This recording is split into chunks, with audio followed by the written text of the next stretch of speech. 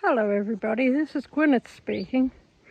I'm making another video today. This one is a bit of a gardening how-to and plant profile video. This is the Yucca Elephantipes. Okay, there. This is another one over here. Same species. Just making sure you can all see that. Yucca. Now, this is not the Yucca with one C, this is Yucca with two C's. Okay. I have Yucca growing as well. We'll maybe pop in and see my little Yuccas that just came on the internet. Thank you, eBay. But yeah, we're going to have a bit of a plant profile today of Yucca Elephantipes. I've got to propagate some. I've already been propagating them actually, but I thought I'd show you all a video of how to do it. You get the, whoops, that propagation stock. Now I'm going to leave maybe one or two on here. The rest can get picked.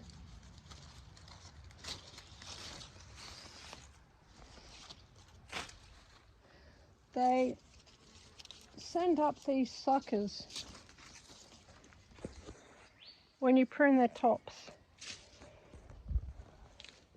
So this one was a stump that a neighbour gave me. They had too many yuccas at their place, so they did a bit of a yucca pruning, yucca cull at their place, and they said, "You want some yucca stumps?" And I said, "Beauty, mate," because I love yuccas, and I'll explain why as I'm working. Yuccas come from, oh gosh, whoops, Central and South America is their homeland. Anything that comes from Central and South America is going to grow here. They tolerate frost. They tolerate drought. They do not tolerate a wet environment. They hate having their feet wet. Wet feet will kill them. Deader than a hammer, as the saying goes. Okay, and that is pruned enough. These will grow to be, gosh, when they're really old, they might be 20-30 feet tall. So anyway, pick up all my yucca suckers, and they are probably one of the most useful dryland desert permaculture plants. They are so hardy. Usually if people bring yuccas home from the nursery and they die, they've been treated too nicely in the nursery. They've been shade housed or they've been hot housed. They live right up, they live around, you know, up in the Mexican highlands. Hello, Lily. I don't know if you could hear her. I was going to say hello to Lily.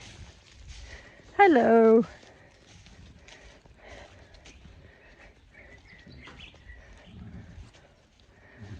Hello. Hello, Lily. Yes. No, horses don't like this. You won't like it. You won't like it. It's yucky. Tastes yucky. This is an advantage. So,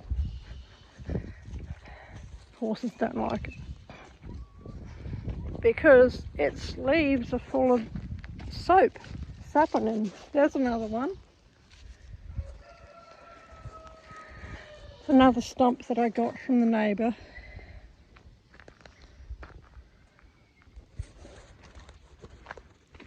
Look at where I've planted it. In the middle of basically concrete. Thoroughly concreted soil. The soil there is only about 6 inches deep. But this is where I will be planting. I have been planting my yuccas today. Ready to go. These can go in here, ready for the next place. I'll sit down for a moment and I will talk for a little bit about yuccas. They have soap in their leaves.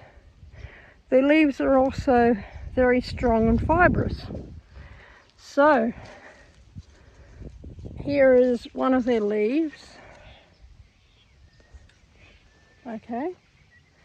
You can comb it apart with a hard comb, dog brush comb or something like that. And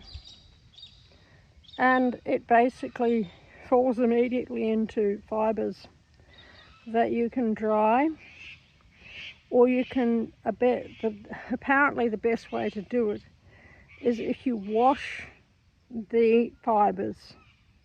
So you've got to wash the green chlorophyll out of them, otherwise your cordage will not last for very long. But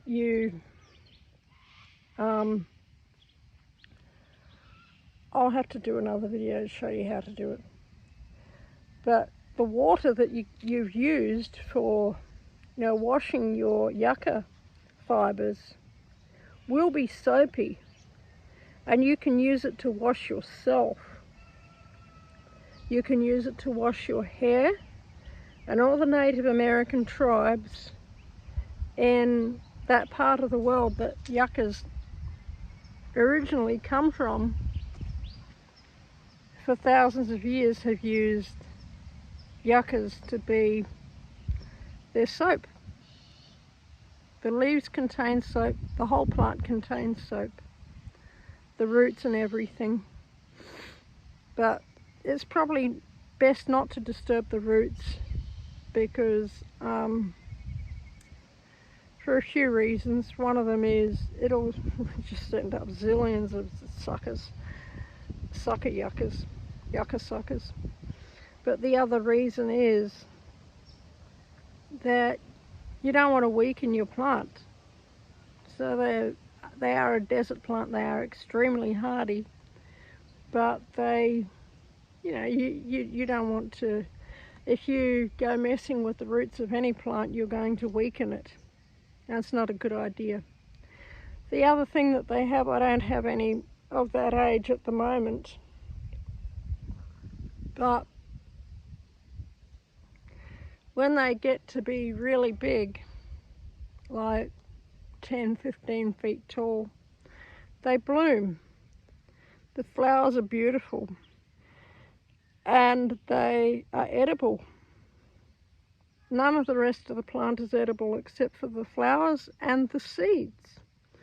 The seeds, when green, resemble beans or peas, and although it's not a legume, they have a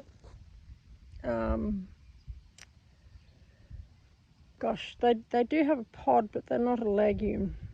They're a succulent. And when the seeds are dried out, they resemble corn kernels, maize kernels, and the people who live in that part of the world to this day and for thousands of years have collected the yucca, dried yucca seeds, Yucca Elephantipes, and other yucca species as well. But Elephantipes seems to be what's around here. And they collect the seeds and they store them as a maize, as a type of corn. But of course you don't have to sow it. It does what it does all by itself.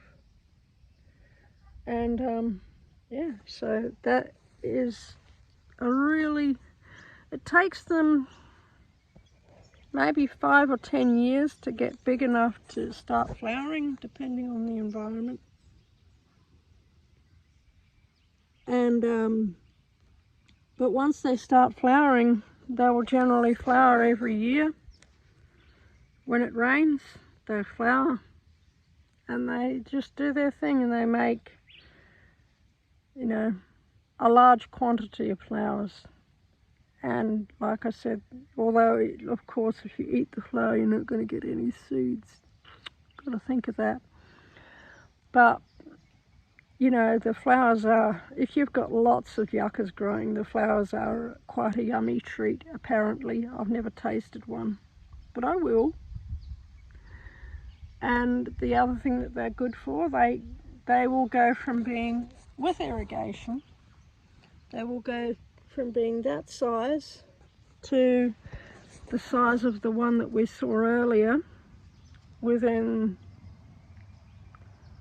4 or 5 years, you know. And that one may have been a flowering size before it was chopped. Now it's got to have some recovery time, but by pruning it, forcing it to put its growth into just 1 or 2 branches, you end up with a stronger plant at the end. So that is today's garden profile. And I've got my spiral garden, and here we have dripper, and that is a baby sorghum and a baby walking stick kale.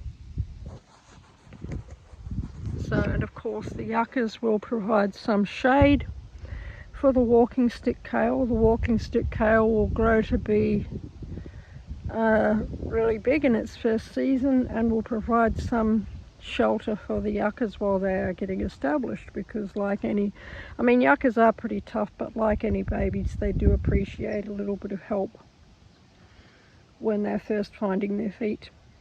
So anyway, that's all. God bless you all, and I'll see you later.